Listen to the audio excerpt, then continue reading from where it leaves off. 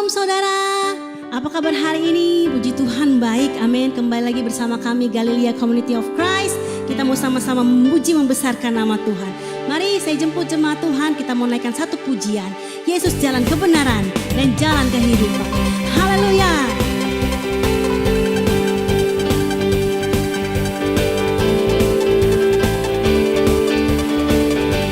Mari sama-sama kita katakan, Yesus jalan kebenaran dan jalan kehidupan, itu yang Yesus katakan.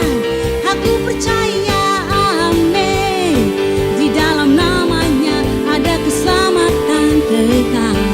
Lebih sungguh lagi katakan, Yesus jalan kebenaran dan jalan kehidupan, itu yang Yesus katakan. Aku percaya, amin.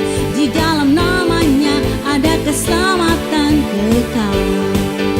Sama-sama katakan, glory haleluya, glory haleluya, oh glory haleluya, glory haleluya. Di dalam namanya ada keselamatan kekal. Yesus jalan kebenaran dan jalan kehidupan, itu yang Yesus katakan. Kami percaya, aku percaya, amin. Di dalam namanya ada keselamatan kekal. Glory, glory, haleluya, glory, haleluya, glory, haleluya, oh glory, haleluya, glory, haleluya. Di dalam namanya ada keselamatan kekal. Glory, haleluya, glory, haleluya, glory, haleluya, glory, haleluya, glory, haleluya. Di dalam namanya ada keselamatan kekal. Di dalam namanya, di dalam namanya ada keselamatan kekal. Sekali katakan, di dalam namanya, di dalam namanya ada keselamatan kekal. Haleluya. Sebab bagimu kemuliaan Tuhan, bagimu segala hormat, dan kami penyembah-penyembahmu siap untuk lebih sungguh lagi menyembahmu Tuhan. Haleluya, haleluya.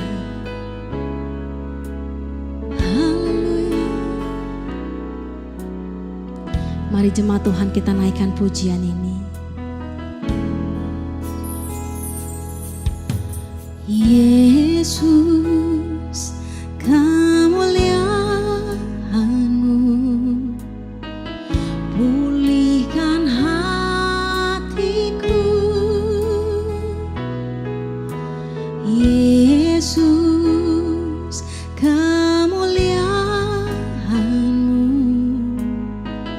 berkati hidupku. Yesus, kemuliaan-Mu pulihkan hatiku. Yesus, kemuliaan-Mu berkati kami Tuhan, berkati hidupku. Segala pujian syukur bagimu, Kau hadir dalam hidupku. Kini ku datang sujud di hadapan-Mu, memujimu, menyembahmu. Yesus, ku menyembahmu. Mari jemaat Tuhan kita naikkan pujian ini dari awal. Yesus, kemuliaan-Mu pulihkan hatiku. Yesus, kemuliaan-Mu berkati hidupku, segala kemuliaan, segala pujian, syukur bagimu. Kau hadir dalam hidupku. Kini ku datang sujud di hadapan-Mu, memuji-Mu, menyembah-Mu. Yesus, ku menyembah-Mu. Segala pujian, syukur bagi-Mu. Kau hadir dalam hidupku. Kini ku datang sujud di hadapan-Mu, memuji-Mu, menyembah-Mu. Yesus, ku menyembah-Mu, memuji-Mu Tuhan, memuji-Mu, menyembah-Mu. Yesus, ku menyembah-Mu, memuji-Mu Tuhan, memuji-Mu, amin, menyembah-Mu. Yesus, ku menyembah-Mu.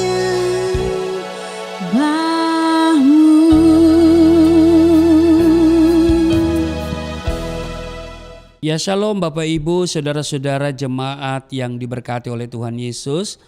Mari kita siapkan diri untuk kita baca dengar firman Tuhan di kesempatan ibadah hari Minggu ini.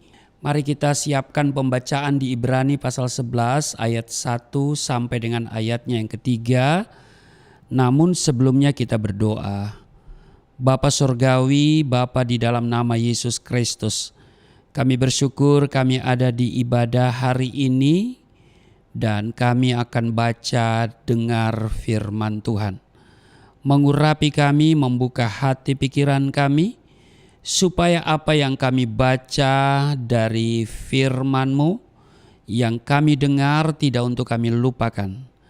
Tapi dari pendengaran akan firman-Mu akan timbul iman. Sehingga iman kami semakin diteguhkan. Apapun kondisi yang kami hadapi hari-hari ini, kami akan lawan dengan iman kami. Sebab dengan iman kami beroleh kemenangan. Urapi kami semua dan juga urapi hamba-Mu yang tidak ada apa-apanya. Setiap kata kalimat yang keluar dari mulut hamba-Mu adalah kata kalimat penuh kuasa, penuh urapan. Sehingga mereka yang mendengar diberkati, berakar, bertumbuh, berbuah di dalam Engkau. Di dalam nama Yesus Kristus kami siap untuk diberkati melalui kebenaran firman-Mu. Setiap kita yang siap diberkati berkata amin. Bapak Ibu, Ibrani pasal 11 ayat 1 sampai dengan ayatnya yang ketiga. Iman adalah dasar dari segala sesuatu yang kita harapkan dan bukti dari segala sesuatu yang tidak kita lihat. Sebab oleh imanlah telah diberikan kesaksian kepada nenek moyang kita. Karena iman kita mengerti bahwa alam semesta telah dijadikan oleh firman Allah. Sehingga apa yang kita lihat telah terjadi dari apa yang tidak dapat kita lihat. Bapak Ibu, saya akan berbicara tentang iman yang benar. Kata iman sepertinya gampang diucapkan dan enak untuk didengar. Namun kita sering tidak menyadari bahwa iman itu merupakan dasar atau fondasi dalam seluruh aktivitas kehidupan orang Kristen. Dengan kata lain, kehidupan orang percaya itu bergantung imannya. dalam Ibrani pasal 10 ayat 38 yang juga senada dengan Roma pasal 1 ayat 17, dikatakan orang benar akan hidup oleh iman. Di 2 Korintus 5 ayat 7, sebab hidup kami ini adalah hidup karena percaya. Dalam Markus 11 ayat 23, dengan iman kita dapat memindahkan gunung. Kepada perempuan Kanaan, Tuhan Yesus berkata, "Hai ibu, besar imanmu, maka jadilah kepadamu seperti yang kau kehendaki." Dan Alkitab mencatat, seketika itu juga anaknya sembuh. Itu di Matius 15 ayat 28. Nah, di Lukas pasal 7 ayat 1 sampai 10, saudara, kalau kita baca di sana, iman seorang perwira Kapernaum dapat menyembuhkan hambanya yang sakit. Iman yang dipunyai oleh perwira Kapernaum itu bisa menyembuhkan hambanya yang sedang sakit. Bahkan ini lebih dahsyat lagi, kalau saudara baca di Efesus pasalnya yang kedua ayat 8, kita diselamatkan karena iman. Amin. Dan karena iman pula, Alkitab mencatat di Galatia pasal 3 ayat 26, kita menjadi anak-anak Allah. Bapak Ibu, saudara-saudara yang diberkati oleh Tuhan Yesus, dari beberapa ayat Alkitab yang saya sebutkan tadi, kini kita tahu dengan pasti bahwa iman itu sangat-sangat menentukan hidup dan kehidupan kita sebagai orang Kristen. Kalau dasar iman kita salah dan tidak kokoh, maka kita akan salah dalam mengartikan iman. Bapak Ibu, saudara-saudara yang diberkati oleh Tuhan Yesus, iman bukan hanya sekedar percaya, tetapi iman adalah keyakinan yang teguh akan Tuhan dan janji-janjinya. Sehingga kita mampu berdiri tegak di masa yang sukar meskipun besarnya tantangan dan masalah dalam hidup kita. Bapak Ibu, saudara-saudara yang diberkati oleh Tuhan Yesus, dalam bahasa Yunani, iman itu diterjemahkan dan disebut pistis. Dalam bahasa Ibrani disebut hemun atau hemin. Dari kata ini kita mengenal istilah amin.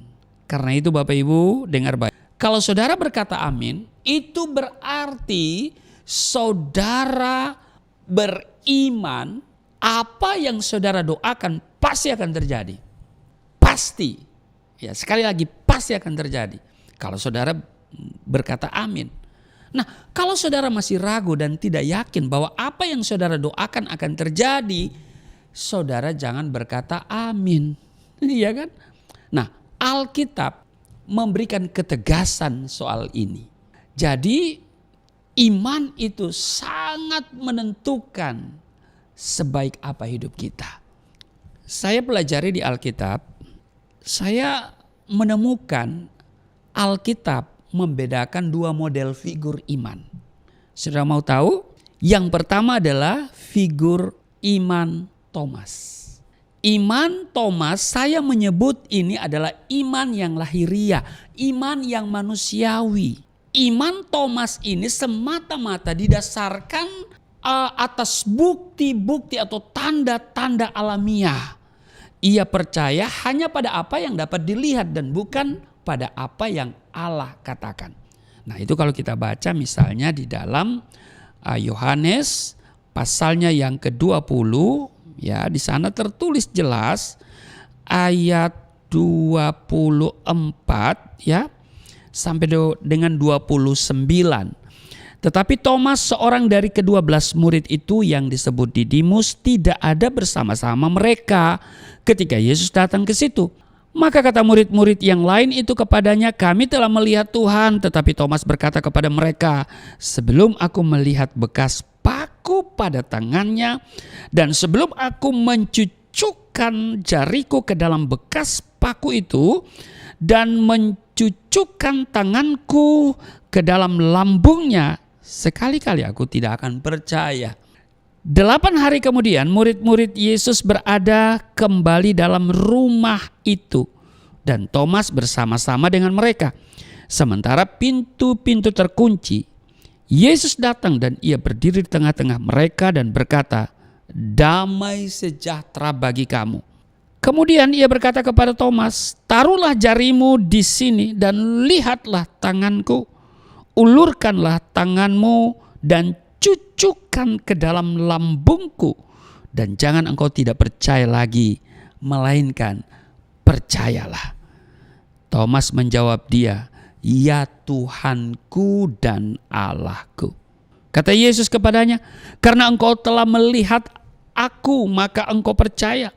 Berbahagialah mereka yang tidak melihat, namun percaya." Saudara, kalau saya melihat dulu baru percaya, ya kan? Itu dulu. Ya, sebab saya terlahir bukan sebagai seorang Kristen. Jadi ini model figur iman pertama.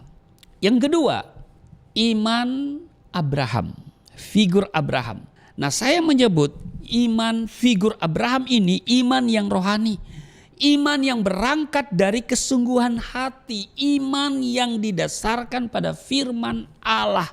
Bila Abraham pada pihak lain berjalan hanya dengan mengikuti apa yang dilihat oleh matanya, ia tidak akan pernah menerima janji Allah. Karena itu kalau kita baca di dalam Roma pasalnya yang keempat, pada ayat 17 ya, dikatakan begini, "Seperti ada tertulis, engkau telah kutetapkan menjadi bapa banyak bangsa di hadapan Allah yang kepadanya ia percaya, yaitu Allah yang menghidupkan orang mati dan yang menjadikan dengan firman-Nya apa yang tidak ada menjadi ada." Sebab sekalipun tidak ada dasar untuk berharap, namun Abraham berharap juga dan percaya bahwa ia akan menjadi bapa banyak bangsa menurut yang telah difirmankan, "Demikianlah banyaknya nanti keturunanmu." Imannya dikatakan di sini tidak menjadi lemah walaupun ia mengetahui bahwa tubuhnya sudah sangat lemah karena usianya telah kira-kira 100 tahun dan bahwa rahim Sarah telah tertutup. Tetapi terhadap janji Allah, Abraham tidak bimbang karena ketidakpercayaan.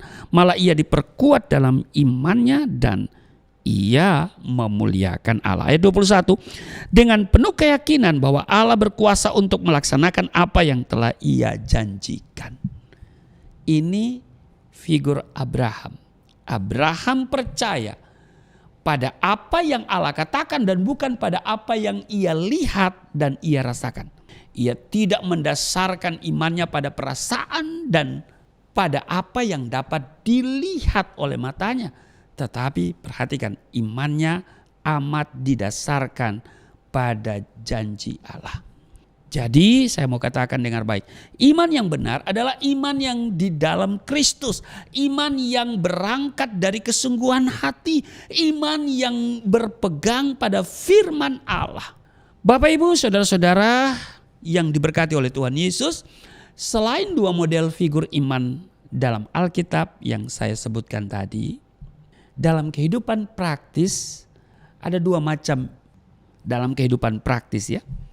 Yang pertama iman kalau.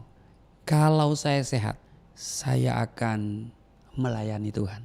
Kalau tidak ada halangan. Kalau tidak berhalangan, saya datang beribadah. Oh, berarti kalau berhalangan gak datang ibadah. Bermacam-macam halangan itu. Kalau saya diberkati, saya akan memberkati. Oh, jadi selama ini iman kalau ini iman yang hitung-hitungan dengan Tuhan. Dia tidak menyadari hidupnya sudah diberkati. Kalau saya diberkati, saya akan mensupport pekerjaan Tuhan. Iman kalau ini tidak berkenan kepada Tuhan. Kenapa? Ini orang hitung-hitungan dengan Tuhan. Seperti pedagang, ya kan? Ini iman yang betul-betul tidak berkenan kepada Tuhan. Kalau, jadi jangan pakai kalau. Kalau tidak berhalangan, kalau tidak hujan. Kalau tidak panas, kalau tidak dingin, begitu ya. Itu yang pertama. Yang kedua, secara praktis, saya menemukan juga orang beriman, kalau tadi iman kalau. Sekarang iman sekalipun. Nah ini dia ya. Iman sekalipun. Ada contoh dalam Alkitab. Iman sekalipun ini Habakuk. Nah kita tahu kan Habakuk ya. Coba saya akan bacakan Habakuk itu secara jelas ya. Supaya kita menemukan pesan penting ya. Di ayat Habakuk pasal 3 ayat 17 dan 18 dikatakan begini. Sekalipun pohon ara tidak berbunga, pohon anggur tidak berbuah, hasil pohon zaitun mengecewakan, sekalipun ladang-ladang tidak menghasilkan bahan makanan, kambing domba terhalau dari kurungan, dan tidak ada lembu sapi dalam kandang, namun aku akan bersorak-sorak di dalam Tuhan, beria-ria di dalam Allah yang menyelamatkan aku. Ayat 19, Allah Tuhanku itu kekuatanku. Ia membuat kakiku seperti kaki rusa. Ia membiarkan aku berjejak di bukit-bukitku. Perhatikan, sekalipun. Jadi sekalipun ia menderita, sekalipun dia gagal, ditimpa kesusahan, ia tetap memuji Tuhan. Dia tetap menyembah Tuhan sekalipun kondisinya babak belur, sekalipun keadaannya ya babak belur, dia tetap memprioritaskan Tuhan, memuji Tuhan. Nah, ini iman yang sangat berkenan kepada Tuhan, tidak hitung-hitungan dengan Tuhan. Bapak Ibu, saya mau memberikan pelajaran penting, beberapa hal penting yang kiranya ini membuat kita semakin bergairah dalam beriman dan mengerti tentang iman yang benar ya. Ini yang saya mau sampaikan sehubungan dengan iman yang benar. Pertama, kalau kita kembali di bacaan tadi Ibrani pasal 11 ayatnya yang pertama dikatakan begini. Iman adalah dasar dari segala sesuatu yang kita harapkan dan bukti dari segala sesuatu yang tidak kita lihat. Jadi saya mau katakan yang pertama, dengar baik, iman tidak butuh tanda. Betul? Sesungguhnya iman yang paling murni itu tidaklah menuntut tanda. Ingat Bapak Ibu. Abraham mencapai tingkat iman yang berkenan kepada Allah karena dia percaya Allah sanggup memberikan keturunan baginya tanpa menuntut tanda. Tanpa tanda pula iman Abraham disempurnakan sampai pada keyakinan yang luar biasa bahwa Allah sanggup membangkitkan Ishak dari kematian bila Allah menghendaki Ishak dikurbankan. Walaupun saat itu belum ada seorang pun yang pernah dibangkitkan dari kematian. Di ayat 19 di Ibrani pasal 11 menjelaskan hal itu. Saya akan bacakan untuk saudara. Karena ia berpikir bahwa Allah berkuasa membangkitkan orang-orang sekalipun dari antara orang mati. Dan dari sana ia seakan-akan telah menerimanya kembali. Bapak Ibu, saudara-saudara yang diberkati oleh Tuhan Yesus. Saya mau katakan begini, dalam hubungan dengan Allah kita tidak dituntut uang muka sebagai tanda jadi. Sebab Allah selalu setia pada janjinya. Walaupun dalam waktu manusia, ya karena kita menggunakan waktu kita yang biasa dikenal dengan kronos, ya kan? Allah seringkali dianggap lamban menjawab. Bapak Ibu, jemaat yang diberkati oleh Tuhan Yesus, perjalanan kita dengan Allah secara normal sesungguhnya merupakan suatu kehidupan yang berlandaskan iman dan bukan pada penglihatan atau tanda. Kita tidak boleh mengatur atau menuntut tanda dari Allah akibat ketidakpercayaan kita. Itu yang pertama. Iman tidak butuh tanda. Yang kedua, mari kita lihat Galatia pasalnya yang ketiga pada ayat 11 dikatakan begini. Dan bahwa tidak ada orang yang dibenarkan di hadapan Allah karena melakukan hukum Taurat adalah jelas karena ini. Perhatikan kalimat ini. Orang yang benar akan hidup oleh iman. Saya mau katakan begini. Yang kedua, iman itu dinamis, tidak statis. Dinamis, bergerak terus. Orang yang benar akan hidup oleh iman. Suatu kekeliruan besar orang Kristen saat ini adalah berpikir bahwa iman itu adalah sesuatu yang sudah paten dan tidak perlu ditambahkan lagi. Karena itu penolakan atau mungkin pengabaian dinamika iman dengan alasan yang penting udah Kristen. Sudahlah.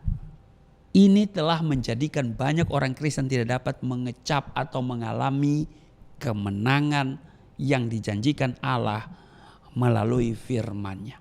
Apa gunanya seseorang menjadi Kristen namun imannya tidak bertumbuh ke arah kedewasaan? Saudara perhatikan, seorang bayi harus bertumbuh menjadi dewasa. Demikian juga dengan kehidupan rohani kita. Sebenarnya iman itu dinamis seiring dengan pengenalannya akan Allah yang harus bertumbuh dari hari ke hari. Ada amin? Karena itu Bapak Ibu, bila iman kita tidak bergerak maju, tentu saja kita wajib mempertanyakan kualitas iman kita. Jangan sampai kualitas iman kita yang rendah itu justru menjadi penjara yang membunuh iman kita. Jadi Bapak Ibu, saudara-saudara yang diberkati oleh Tuhan Yesus, iman itu seharusnya dinamis dan bergerak maju. Dikatakan tadi dalam Galatia pasal 3 ayat 11, orang yang benar akan hidup oleh iman. Ini sesuatu hal yang tidak terbantahkan. Iman yang bertumbuh dengan benar itulah yang menghidupkan orang percaya. Seperti Abraham, segala harapan dan kehidupannya dipertaruhkan dalam ujian iman yang sulit dinalar dengan otak manusia. Tetapi iman Abraham tetap tegar, bergerak dinamis menuju kematangan sejati. Iman seperti inilah yang harus kita teladani. Jika tidak, kita tidak akan pernah mengalami kehidupan yang berkemenangan. Jadi dengar baik, iman yang pertama tidak butuh tanda. Yang kedua, iman itu dinamis. Yang ketiga, iman harus sehat. Kadang-kadang iman kita itu gak sehat. Ada orang ya imannya membabi buta. Jadi babi aja salah, apalagi babi buta. Nggak boleh iman itu membabi buta, nggak boleh. Ya, iman harus sehat. Di Titus pasalnya yang kedua ayat 2. Hendaklah hidup sederhana, sehat dalam iman. Sehat dalam iman. Ketika Titus berada di kota Kreta, Rasul Paulus mengirim surat kepadanya yang isinya meminta agar Titus menegur orang-orang Kreta supaya iman mereka menjadi sehat. Mengapa? Karena ini jawabannya. Hanya iman yang sehatlah yang dapat bertumbuh ke arah lebih dewasa di dalam Kristus. Jadi iman harus sehat. Amin. Yang keempat, jangan kekurangan iman. Ini berbahaya. Amin. Perhatikan kalau kita lihat di Matius pasalnya yang ke-9 ya. Matius pasal 9 pada ayat 27 dikatakan begini. Yesus menyembuhkan mata 2 orang buta sampai ayat 31. Ketika Yesus meneruskan perjalanannya dari sana, 2 orang buta mengikutinya sambil berseru-seru dan berkata, "Kasihanilah kami, hai anak Daud." Setelah Yesus masuk ke dalam sebuah rumah, datanglah kedua orang buta itu kepadanya dan Yesus berkata kepada mereka, "Percayakah kamu bahwa aku dapat melakukannya?" Mereka menjawab, "Ya Tuhan, kami percaya." Ayat 29. Lalu Yesus menjamah mata mereka sambil berkata, "Jadilah kepadamu menurut imanmu." Maka meleklah mata mereka. Dan Yesus pun dengan tegas berpesan kepada mereka, katanya, "Jagalah supaya jangan seorang pun mengetahui hal ini, tetapi mereka keluar dan memasurkan dia ke seluruh daerah itu. Yesus menyembuhkan mata 2 orang buta. Ini menarik. Yesus memulai dengan pertanyaan, percayakah kamu bahwa aku dapat melakukannya? Apakah mereka punya iman bahwa Yesus sanggup melakukannya? Dan apa jawab mereka? Ya Tuhan, kami beriman, kami percaya. Tetapi saudara, berbeda dengan para murid yang bersama-sama dengan Yesus. 1 hari 24 jam, 7 hari dalam seminggu. Yesus berkata kepada para murid itu, di manakah kepercayaanmu, di manakah imanmu? Seperti di Lukas pasal 8 ayat 25, saudara baca di sana. Atau Yesus pernah berkata begini, mengapa kamu takut, kamu yang kurang percaya, kamu yang kurang iman? Matius 8 ayat 26. Dampak dari kekurangan iman ini sangat jelas. Apa itu? Mendukakan hati Allah.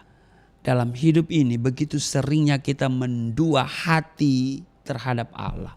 Di satu sisi kita percaya bahwa Allah sanggup melakukan segala perkara, bahwa tidak ada yang mustahil bagi Allah. Namun di sisi yang lain kita meragukan pertolongannya. Akhirnya kita hidup anomali. Iya kan? Bapak Ibu, saudara-saudara yang diberkati oleh Tuhan Yesus, jika Kristus bertanya kepada kita dengan pertanyaan yang pernah dilontarkannya kepada 2 orang buta, percayakah kamu bahwa aku dapat melakukannya? Percayakah atau berimankah kamu, atau apakah kamu punya iman bahwa aku dapat melakukannya? Ya mungkin kita akan bingung ya, dan balik bertanya kepada Tuhan, Tuhan Yesus, untuk hal-hal apakah kami harus beriman, percaya bahwa Engkau dapat melakukannya? Nah, jika pertanyaan Kristus itu kita balas dengan pertanyaan balik, itu pertanda bahwa kita masih kekurangan iman. Hal itu tentunya sangat berbahaya bagi kehidupan rohani kita, Bapak Ibu. Kekurangan iman, kondisi kekurangan iman ini sangat berbahaya bagi kehidupan rohani kita. Perhatikan 2 orang buta yang ditanyai Yesus. Meskipun dalam hal fisik mereka mengalami kekurangan, tetapi iman mereka begitu melimpah sehingga mereka amat siap menjawab pertanyaan yang amat membutuhkan jawaban yang tegas. Ya Tuhan, kami percaya. Tuhan juga bertanya pada kita saat ini dengan pertanyaan yang sama. Sebab itu dalam Mazmur 37 ayat 5 dikatakan, serahkanlah hidupmu kepada Tuhan dan percayalah kepadanya, dan Ia akan bertindak. Bapak Ibu, saudara-saudara jemaat yang diberkati oleh Tuhan Yesus, kekurangan iman adalah keadaan yang amat sering mengecewakan Tuhan. Dan anehnya, pengalaman yang mengecewakan itu justru Tuhan alami bukan dari 2 orang buta itu, tetapi dari para muridnya. Berkali-kali Yesus menegur dan menyatakan kecewa terhadap murid-muridnya itu dengan berkata, di manakah kepercayaanmu? Mengapa kamu tidak percaya? Yesus merasa heran atas ketidakpercayaan mereka. Mengapa Yesus menjadi begitu kecewa dengan hal kekurangan iman? Jawabannya, sebab hal itu sangat membatasi kebebasan Allah untuk mendemonstrasikan kuasa dan mujizatnya di dalam hidupmu. Iman yang benar adalah iman yang bertumbuh di dalam Yesus Kristus, yang adalah anak Allah, dan bukan iman yang berasal dari hukum Taurat. Mengaku percaya kepada Tuhan saja tidak cukup. Kenapa? Karena iman yang hidup adalah iman yang terus bertumbuh di dalam Kristus melalui setiap perbuatan manusia. Tuhan sudah memberikan anugerah keselamatan kepada saudara dan saya, kepada kita manusia. Dan sekarang bagiannya manusia Untuk apa? Mengerjakan penyatuan dengan Allah. Melalui apa? Relasi yang nyata di hadapan Tuhan. Sampai pada akhirnya iman yang semakin bertumbuh dengan perbuatan yang semakin nyata di dalam Allah akan membuat manusia bersatu dengan Allah di dalam kekekalan. Nah, melalui iman serta relasi yang baik dengan Allah akan membuat manusia itu bersatu bersama dengan Allah dalam kekekalan.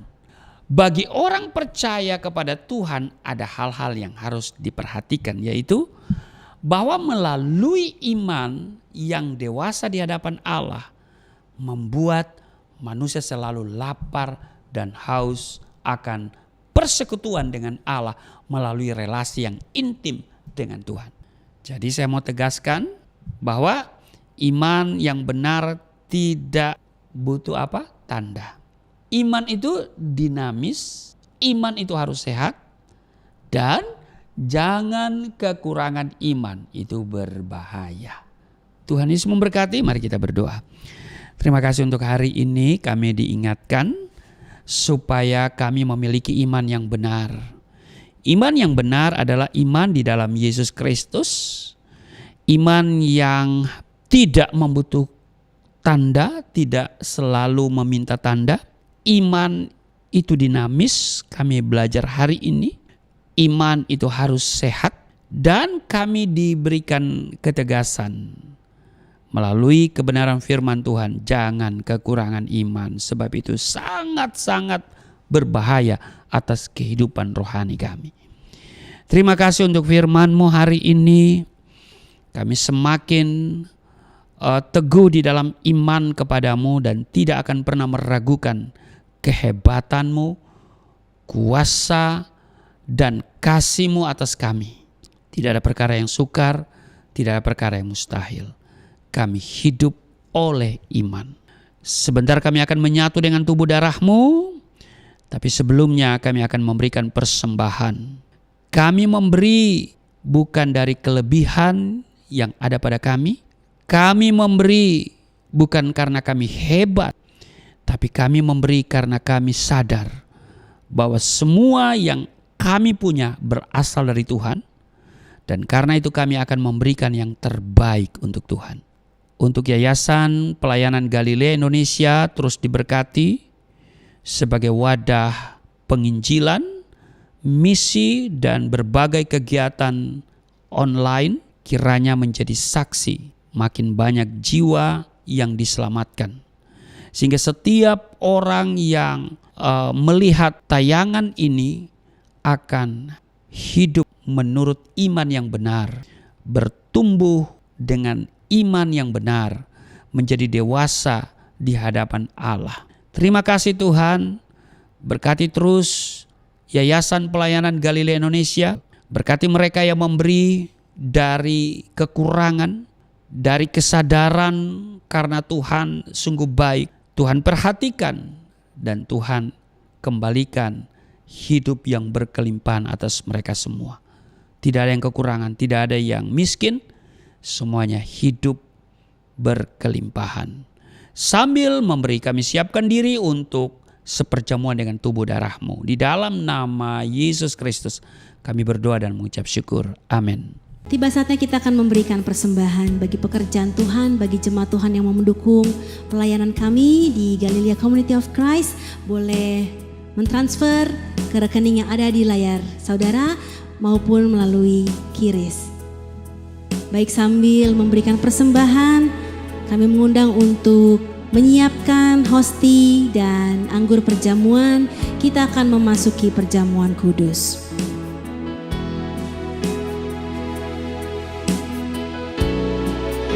Oleh kuasa darah-Mu, Kau telah tebus dosaku.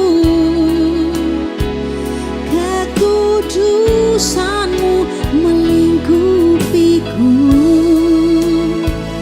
Kasih-Mu mengalir memulihkan hidupku. besar anugerah-Mu, Kau selamatkan hidupku. Ku menjadi ciptaan yang baru oleh kuasa darah-Mu.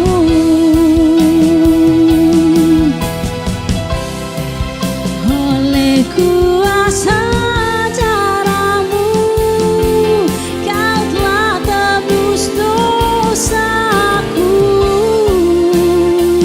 Kekudusan-Mu melingkupiku. Kasih-Mu mengalir memulihkan hidupku. Sungguh besar anugerah-Mu, Kau selamatkan hidupku.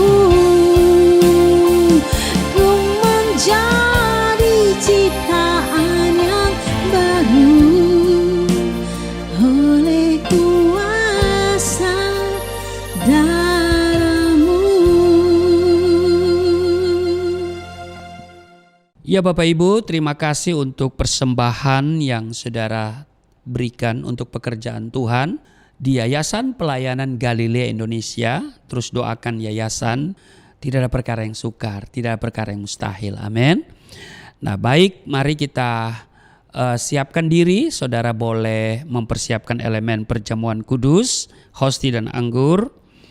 Dan saya akan membacakan landasan perjamuan kudus di dalam 1 Korintus 11 ayat 23. Sebab apa yang telah aku teruskan kepadamu telah aku terima dari Tuhan, yaitu bahwa Tuhan Yesus pada malam waktu ia diserahkan mengambil roti, dan sesudah itu ia mengucap syukur atasnya, ia memecah-mecahkannya dan berkata, inilah tubuhku yang diserahkan bagi kamu, perbuatlah ini menjadi peringatan akan aku.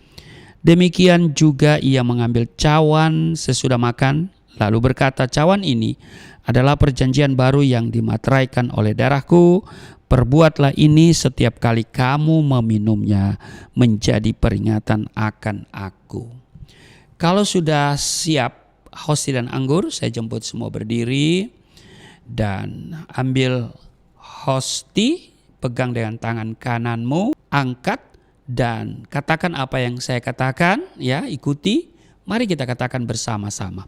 Di dalam nama Yesus Kristus, inilah roti yang turun dari surga, inilah tubuh Yesus Kristus yang tergantung di atas kayu salib, yang memberikan keselamatan hidup kekal di dalam kerajaan surga, yang menyempurnakan tubuhku agar sehat sempurna, menyempurnakan jiwa dan rohku supaya dibangkitkan pada akhir zaman. Inilah tubuh Yesus Kristus yang tergantung di atas kayu salib, tertikam, tertombak, agar kami tidak terkapar di rumah sakit, tidak terkapar di meja operasi, tidak terkapar di ruang ICU, tidak lumpuh, tidak pikun, tidak koma. Aku tolak segala bentuk tumor, segala bentuk kanker, segala bentuk penyakit, kuman virus sakit penyakit, segala luka di tubuhku, penderitaanku, kesusahanku, kemiskinanku, kegagalanku sudah diangkat, diselesaikan oleh Yesus Kristus di atas kayu salib. Maka hari ini aku meraih janji Tuhan, aku meraih kuasa, aku meraih mujizat, disembuhkan, dipulihkan, diberkati, hidup berkemenangan. Di dalam nama Yesus Kristus, firman yang menjadi daging, inilah roti yang turun dari surga, inilah tubuh Yesus Kristus. Mari kita makan.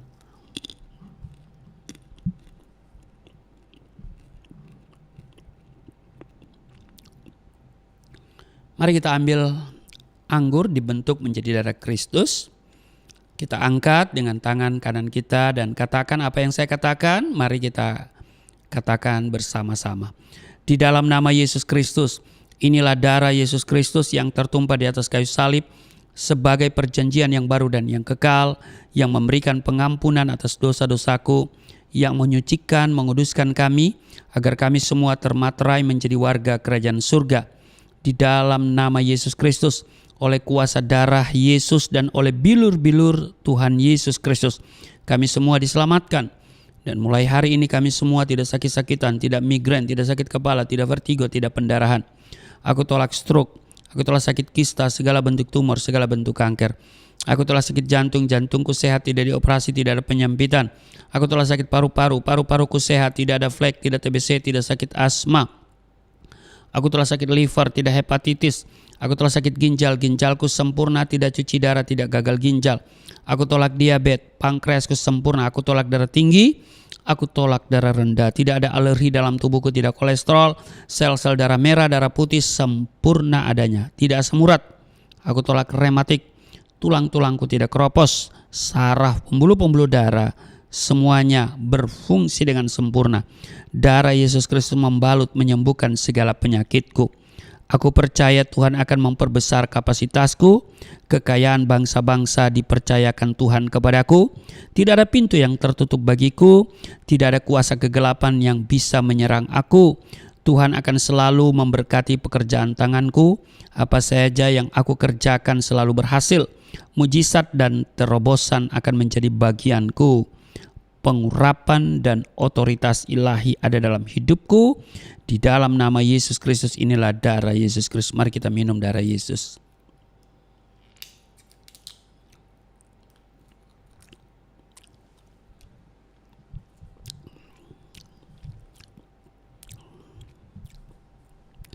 Mari kita bersyukur untuk tubuh darah Kristus yang sudah menyatu dengan tubuh darah kita. Terima kasih untuk tubuh darah-Mu yang sudah menyatu dengan tubuh darah kami. Kami di dalam Tuhan, Tuhan tinggal di dalam kami. Tuhan bertanggung jawab atas seluruh kehidupan kami. Maka kami yang sakit sudah sembuh. Kami yang letih lesu berbeban berat sudah diberikan kelegaan. Kami melihat kuasa Tuhan bekerja dalam hidup kami. Mujizat kami alami. Sekalipun kami harus melewati lembah kekelaman, kami tidak takut karena Engkau menjaga, menyertai, yang tidak pernah membiarkan kami. Dan kami akan tiba di padang yang berumput hijau dan di air yang tenang. Terpujilah Engkau, berkati seluruh jemaat yang mengikuti ibadah pada hari Minggu ini. Dan Tuhan berkati semua yang mereka kerjakan yang sesuai dengan kehendak Tuhan. Dan doa-doa mereka dijawab oleh Tuhan. Maka saat ini mereka semua terpelihara, terhindar dari segala yang jahat. Berkati bangsa dan negara di mana kami berada. Tuhan berkati pemerintahannya. Dan juga kami selalu berdoa untuk kota di mana kami tinggal. Kiranya keamanan tetap kondusif dan juga kesejahteraan bagi seluruh bangsa di mana kami berada. Terpujilah Engkau, dan kami akan datang untuk senantiasa bawa setiap persoalan kami kepadamu. Karena Engkau adalah alamat yang tepat untuk kami bawa dan menyelesaikan setiap persoalan-persoalan yang datang dalam hidup kami. Terpujilah Engkau, mereka yang sudah memberikan persembahan, Tuhan kembalikan 30, 60 bahkan 100 kali ganda. Tidak ada yang miskin, tidak ada yang kekurangan. Di dalam nama Yesus Kristus mereka hidup berkelimpahan. Dan Yayasan Pelayanan Galilea Indonesia dalam pergumulan untuk biaya operasional, Tuhan yang menyediakan. Di dalam nama Yesus Kristus yang telah mengajar kami berdoa bersama-sama. Bapa kami yang di surga, dikuduskan nama-Mu, datanglah kerajaan-Mu, jadilah kehendak-Mu di bumi seperti di surga. Berilah kami pada hari ini makanan kami yang secukupnya. Ampuni akan kesalahan kami seperti kami sudah mengampuni orang bersalah pada kami. Jangan bawa kami ke dalam pencobaan, tapi lepaskanlah kami daripada yang jahat, sebab Engkau yang mempunyai kerajaan, kuasa dan kemuliaan sampai selama-lamanya. Amin. Tetap berdiri dan terimalah berkat Tuhan. Segala berkat yang dari surga mengalir dalam hidupmu. Di dalam nama Tuhan Yesus diberkatilah engkau, diberkati rumah tanggamu, diberkati suami istri, diberkati orang tua anak cucumu, diberkati usaha bisnis toko daganganmu, studi dan pelayananmu. Lumbung-lumbungmu diberkati, buah kandunganmu diberkati. Anak-anakmu, anak-anak yang cerdas, generasi yang unggul, berkesempatan studi di dalam dan di luar negeri, dapat beasiswa. Apa yang kau kerjakan Tuhan buat berhasil, naik dan bukan turun, menjadi kepala dan bukan ekor. Tuhan menjaga keluar masukmu sekarang dan selamanya. Tuhan memperbesar kapasitasmu. Kekayaan bangsa-bangsa dipercayakan kepadamu. Tidak ada pintu yang tertutup bagimu. Tidak ada kuasa kegelapan yang bisa menyerang engkau. Tuhan selalu memberkati pekerjaan tanganmu. Apa saja yang kau kerjakan berhasil. Mujizat dan terobosan akan menjadi bagianmu. pengurapan dan otoritas ilahi ada dalam hidupmu. Di dalam nama Yesus aku berseru, turunlah berkat, kasih setia, penyertaan, perlindungan yang sempurna, damai, sukacita, kemuliaan, kemenangan dari Bapa Surgawi, dari Yesus Kristus dalam persekutuan dengan Roh Kudus, tercurah mengalir dalam hidupmu mulai saat ini sampai selama-lamanya. Setiap kita yang percaya diberkati berkata, amin. Sungguh besar pengorbananmu bagiku, terlalu dalam untuk dimengerti. Sungguh besar,